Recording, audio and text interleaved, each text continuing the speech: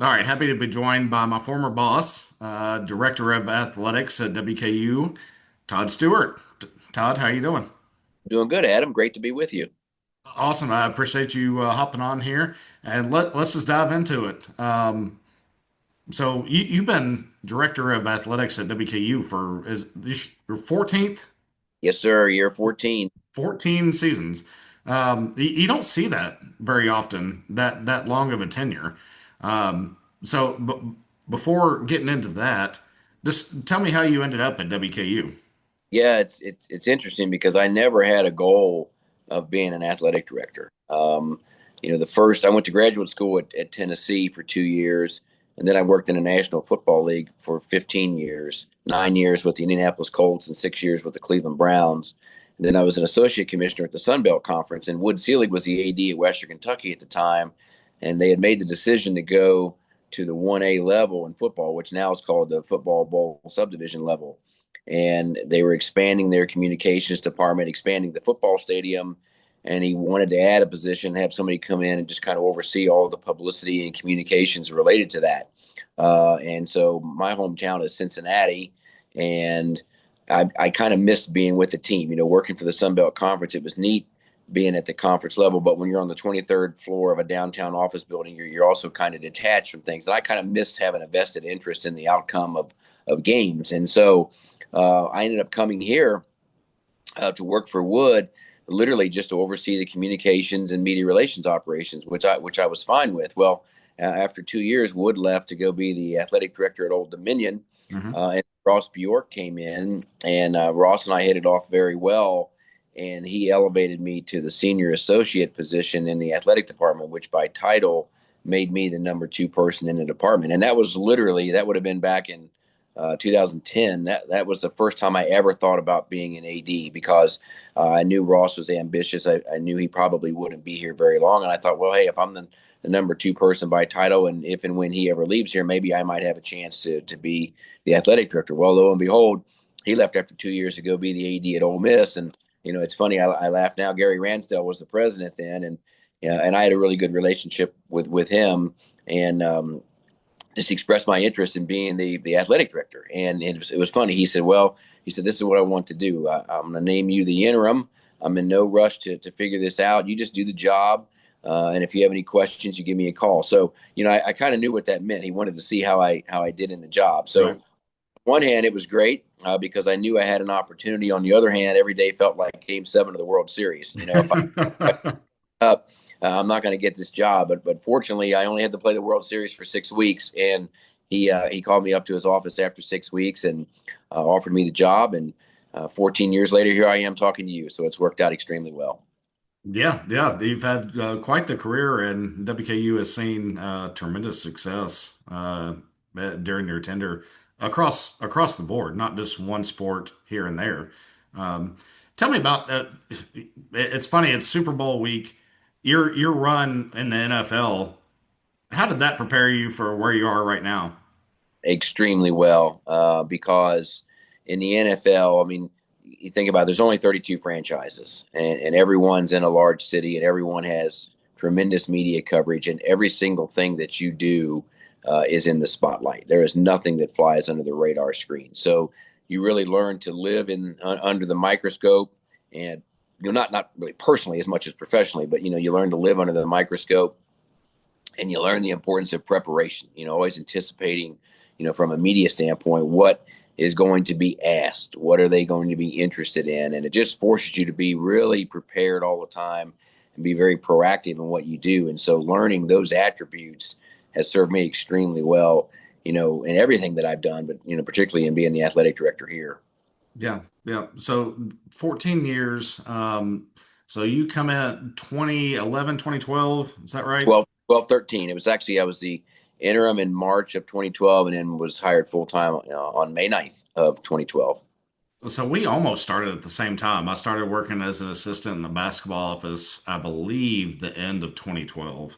Mhm. Um, and then, of course, moved over to the ticket office, and it was a interesting run. We had just come off of two NCAA tournament runs with basketball, men's basketball. And then we go on this tremendous run with football, volleyball. We've had some great success. Talk about that kind of 10-year period or 8-year period. Let's say 2012 to COVID. What were some of your best moments there, just across the board? Yeah, well, the thing I'm probably the proudest of, and what I would make clear is it's not me. I've never coached a game, and I've never thrown a pass. I've never made a tackle. I've never taken a shot. I've never swung a bat. Uh, but obviously we have to hire the right people, and then give them everything that we can from a resource standpoint, and let them do their job. And what I really am proud of is in the time that I've been the athletic director, we've won 59 total conference championships, but 13 different sport programs have been a part of that, and that across the board success is really unique in college athletics. And if we've always talked about, if we're going to grow our athletic department, Bowling Green is a great place to live, but it's the 182nd ranked media market in the country. So we have to get on television as much as we can, and we have to make postseason tournaments, NCAA tournaments, make bowl games, and have success when we're in there. And we've done that. And I think that's given us a national relevancy as an athletic department. I mean, I travel all over the country. People know what WKU Athletics is. And so, to me, the high watermark of all that, I mean, again, the across the board success has been unique. But I think the football run, probably back to back conference championships in 2015 and 2016. And, you think about it, the 2015 team finished number 24 in the nation in the Associated Press poll. And, we always say you're known by the company you keep. And so, I remember at that time, but even still today, saying, okay, look who was ranked in the top 25 with us, but look who wasn't ranked that year. I mean, actually, Western Kentucky football was ranked in the final top 25 poll in 2015, and teams that won national championships, Georgia, Alabama, Southern Cal, Notre Dame, weren't ranked. I mean, that who Miami, the Hurricanes weren't ranked. I mean, that's who wasn't ranked that year when we were. And so, to me, that was a high watermark for WKU to football to be in a place like that. Was just a really special run. But fortunately, that's not. We weren't a one hit wonder. Under Right. Tyson, we've been to 7 bowl games. We've won 5. He's kept it going. And again, I just think the success of football has been great, but the across the board success has been really special also. Yeah, yeah. And just to go off your remarks there, how is transitioning to the world of NIL, what is that like for WKU? Well, it's been hard, and NIL is one component, and that has affected it. But really, what's made it especially challenging is the current transfer portal. In that anybody can transfer any year as much as they want. And I was talking to a friend the other day who's a big NFL fan, and he's like, "What is that like? What is that transfer portal thing like?" And I said, "Well, I said, let me put it to you this way. I said, what if every NFL player was a free agent every single year?" And he said, "Well, that would be insane." And I said, Right. "That's where we are. That's college athletics. It's just made it enormously challenging on coaches to manage a roster because of the massive turnover that you have every single year, and not necessarily knowing where it's going to be. Maybe it's across the board, but maybe it's not. But maybe you lose like everybody in 2 position groups, and so it makes it really hard in recruiting because you don't know necessarily what your needs are going to be. Under the old system, when you look at who your seniors were and who or whoever was playing in their last year with eligibility, then you knew that was going to be a need after the season. But you don't have that now. You really can't predict it nearly as well, and it's made it tough on all of our coaches. But I think so far they've handled it well. But certainly it's presented a lot of challenges. Yeah, yeah. Also with that, not only trying to get players paid through NIL, but you also have your own needs, upgrading facilities or whatnot. And you've seen a lot of building going on at WKU, whether it's the new indoor football practice facility or I've seen a lot of changes around campus. Talk about that. Yeah, no, happy to, Adam. I'm glad you brought that up because really since 2014, we've had over $75 million in investments in our facilities, either with new facilities or renovating existing facilities. And again, that's really touched every aspect of our athletic department too. I mean, and a lot of that's been in the last 5 years. The men and women's golf facility we debuted in early 2000. We've done a lot here in Diddle Arena in the branding in the hallways. We got a new TerraFlex court for the volleyball program. Um, the soccer softball facility, came online, which gave each of those two programs a permanent home in very, very close proximity to their fields. We added a new press box 2 seasons ago, and then the Hilltopper Fieldhouse, the Tim and Sarah Ford Fieldhouse, just came online really back in December, and that's been a game changer for us because every sport program is able to use that. But obviously for football, that was the one thing that was missing. We didn't have any kind of an indoor facility, and for baseball too, it's created a great situation for them because the negative for baseball was the size of that meant that we had to tear down the existing clubhouse and hitting facility, and so they went a whole season actually with their locker room back here in Diddle Arena. Although to their credit, they won 46 games, the second Right. history, and went to the NCAA tournament. But now they're back in a situation with a brand new locker room and hitting facility and offices and weight room, and that's been a big step forward for that program too. And I think obviously NIL is vital, and you have to participate in that, but facilities are always important too because that's a generational investment. Players come and go, coaches come and go, administrators come and go, but buildings remain. And I think investing in facilities not only lets your current athletes train better, but also helps with your recruiting because despite everybody focusing on NIL, athletes still want to know what the facilities are that they're going to train in and what their locker room and all that's going to be like. And so investing in those areas will certainly has paid off and will continue to pay off for WKU. So if baseball wins 45 games while their facility is in Dill Arena, you expect a lot more now that they have this new facility, right? And remember this, it's crazy how it turned out. The two best baseball seasons we've had probably in the last 30 years. Um, both times the baseball team's locker room was in Diddle Arena. The 2009 team when Chris Finwood was the head coach here, and we had Matt Rice and Matt Riding, um, Chad Krager, Wade Gaynor, that group uh, won the Sun Belt, went to the conference, went to the NCAA tournament, beat Missouri twice, and beat Ole Miss, and their locker room was in the basketball arena, and they didn't Mhm. have a hitting facility because the hitting facility wasn't added until 2010. And then last year we won Conference USA, went to the NCAA tournament, 46-14 record, phenomenal record. But again, the locker room was in Diddle Arena, and there was no hitting facility. So I don't know if we slump back this year, maybe we just tear it all down again and see what happens. Todd, what is it that you see in coaches? WKU, I think at one point it was considered like a stepping stone to the Power Five schools, but I mean we've got a long list of coaches that have been there a hell of a long time. I mean, Coach Hudson, Coach Collins, even Tyson has been there for a good bit now. What is it that keeps them there? Is community, or is it the way you are an administrator? Well, I think for me personally, I've always kind of taken the approach. Sometimes the best decisions you make are the ones you don't make, Mhm. and don't listen to others who always tend to say, "Oh, you need to leave for this job, or you need to go to this place." You need to do what's best for you. You need to do what's in your heart, and I think for the coaches that have stayed here, that's probably how they feel. That all things considered, this has been the best place for them because I mean, and Travis Hudson himself says it great. He said, "This may not be the biggest house, but it can still be a great home." And what it really is. I think we have a great culture here.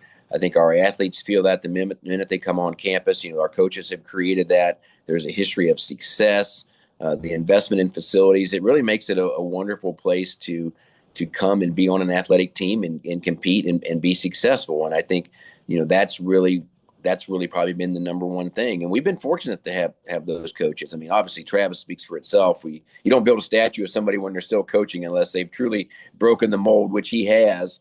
Mhm. But then even like Tyson Helton, I mean, this was Willie Taggart's alma mater, and, Mhm. and he left after 3 years with a 16-20 record. And Bobby Petrino was here 1 year. Jeff Brom was here Mhm. 3 years.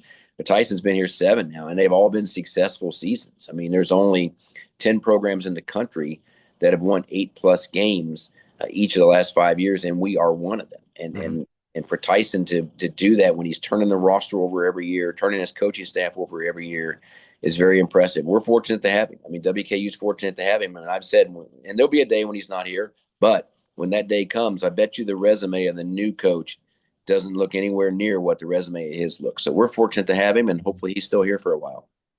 You don't have to look too far. I'm going to give a plug for my friend Ryan Beard, who I'm sure you know. Oh yeah. It was in the same conference and former Hilltopper. But yeah, if you want to pull up his resume whenever Coach Helton leaves, Mm-hmm. I'm sure he'd listen. Credit. I mean, he did a phenomenal job at Missouri State and paid his dues before that. So, I was thrilled for him, and certainly we've kept in touch. But he's got a really good situation at Coastal Carolina now. I mean, Yeah, that's a really good football program in the Sun Belt Conference, and I'm sure he'll do great things. yeah. So we mentioned baseball. Tell me about what you expect from baseball this season. Well, they've had a total overhaul in their roster for the most part. Now we do have some returning players back. We actually do return our catcher, first baseman, second baseman, and shortstop. So I mean that's a good thing. But the NIL era, when you have a season where you win 46 games and we beat Kentucky and just we went 30-3 at home. I mean, we're just a lot of incredible stats. People notice that, and the cost of that roster, everybody that left and what they got for the other places they went to was $1.3 million. So I mean, that's what it would have cost to keep that team together, which is just not something that is possible for us with baseball right now. So Mark and his staff have had to reload. But that was one of the reasons why I wanted to hire him, was because I felt like in this era with the portal and NIL, you're going to need coaches that are going to be able to adjust massively from year to year. And a junior college head coach has to do that. That's the world that they live in, and they also can find players that are a little bit under the radar that maybe other coaches can't find. And that's what Mark's been able to do the first 3 years that he's been here. I know he feels good about the team that he has this year. We start a week from today, actually play BYU here in Bowling Green. So that's a heck of a way to start the season. And I'm optimistic, but I'm not naive. I mean, you don't lose the players that we lose, including like Ryan Weideman was a third round draft choice and is with the San Diego Padres. So, it's not going to be easy to replace those guys overnight. But that being said, I know that he's very excited about the players that he has here, and I'm excited to see them play. Yeah, yeah. Well, I appreciate you hopping on here and chatting about the current state of WKU. I always appreciate working for you. We used to talk about our Toddisms. If we had a meeting or whatever we were meeting for, that we were guaranteed that you would say a rising tide lifts all boats. And I think that's a tribute to you as a leader. And even though my direct boss Matt Morrison worked for you, I think a lot of what you instilled in him, he instilled in the rest of us. So I appreciate everything you did for me and my family and our almost 10 years of working for WKU Athletics, and I appreciate what you're doing for my alma mater. Well, thank you, Adam. It's very kind of you to say that, and certainly it was awesome having you here. You did a terrific job, and you certainly left it a whole lot better than you found it. I think that's the ultimate measure of somebody is what was it like when they came in, and what was it like when they left. And I just appreciate what you did here, and very proud of you. And what you have done with your life and your family, and the morals that you represent. And great to be with you. Great to reminisce here a little bit, and wish you all the best. And let's do this again sometime. Yeah, absolutely. And it wasn't me. It was our team. We had a great staff while we are there. But if I'm not mistaken, we had our highest attendance football game against Vanderbilt. Mm-hmm. We had our highest attendance basketball game when we hosted Louisville and Rick Pitino. I think we sold out softball multiple times. And our volleyball game that we hosted the NCAA tournament against Louisville, I think that was probably a higher attendance than we've had for some basketball games. So it's like I'm proud. I'm proud of all those moments, and those are the moments I look back on. But that was our staff. I mean, we had such a great staff, and yeah, we would lose somebody here and there each year, people moving on, but we had a core group that just awesome people, awesome human beings that uh, Yeah. again, that's a tribute to you. You hired all of us. So Uh, it's kind of you to say that. I think the great thing is that another way I guess Toddism. I always say if we're only maintaining, we're falling behind, and so we have to continue to strive. But I do think like history will reflect extremely well on like the last 15 years, of which you were a big part of that. I think everybody that was here, over like this 15-year period, 15 years from now, we'll be able to look back on that and say, wow, that was pretty special because it's going to be hard to have 15 future years like what the last 15 were, just in terms of the 59 conference championships, 23 NCAA tournaments, 8 bowl wins. But that's good. I mean, you want to have to be able Mhm. to high. I've always said I'd rather have the challenges that come with success than the challenges that come with failure. But it's been a great run. It's been a lot of fun, and certainly sharing it with people like yourself has made it extra special. I appreciate you. Appreciate your time and keep it up. Yes, sir. Thank you, Adam. Thanks, Todd.